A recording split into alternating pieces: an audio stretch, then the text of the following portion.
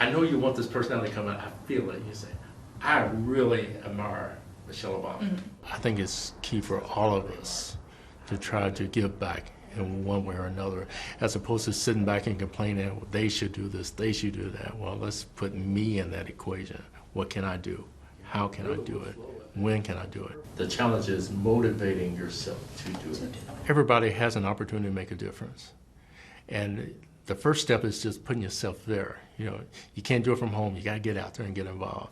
You can say, I am Morgan Cahoon, and This organization brings together adult role models and the program youth so that they can work on the career aspirations and personal growth development. Yeah, so we'll work through that. I volunteer with the Law and Government Cluster, and we talk about bring those topics into the cluster that may be pertinent to law and government and also to their own personal skills development.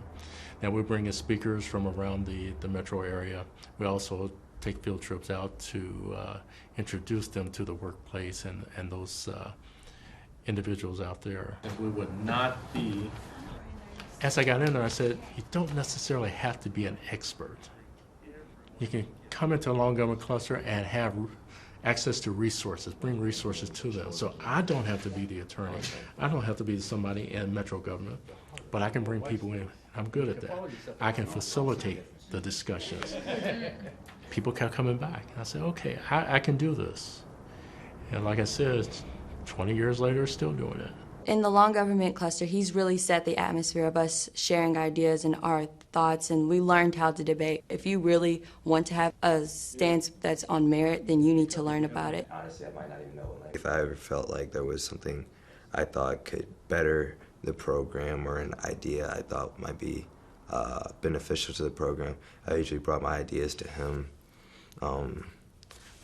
Also with networking skills, he was one of the main people when I was looking for engineering colleges and jobs. He would help me. He's helping us with our speeches, preparing for the Black Achievers Banquet. He's teaching us different speech skills. He's also helping us formulate our speeches, which is definitely going to help me in the future with public speaking. As I think back, I was probably doing a little volunteering all along. I mean, like growing up, probably doing something to help the neighbors, because my parents probably had instilled that in me and my brother, just go out and help the neighbor. I work at GE Appliances, customer fulfillment manager. I generate the customer sales forecast, and I lead a team of national account representatives. I've been an employee at GE for 38 years. I started off as an hourly employee out on the assembly line. I was going to the University of Louisville working on my degree in finance at the same time. Once I got my degree, I had an opportunity to interview for a position. Very next day, the manager offered me the position. Then I earned my master's degree from Webster University. I had a dual degree in management and in marketing. While he's very personable, he's also professional. And I think that's key to any successful career, is being able to connect with people, but also kind of set the boundary of like professionalism. I get a lot of opportunities to talk one-on-one with some of these program youth. And it amazes me that some of the struggles that our youth are going through today, just to try to survive, to put themselves in a position so they can be successful, it is amazing. One young man, he told me that he came to the program primarily because his mom was hooked on drugs, and he wanted to get his brother out of the house into something positive. So he joined the program and brought his brother along with him. To me, those types of stories kind of emphasize we need a lot of adults out here in the lives of these young people, especially in the schools.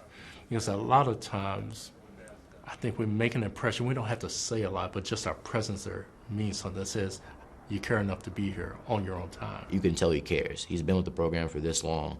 He volunteering with the program for this long at that. On top of the job he has already, it shows that he really cares and he's passionate about us. I try to govern my life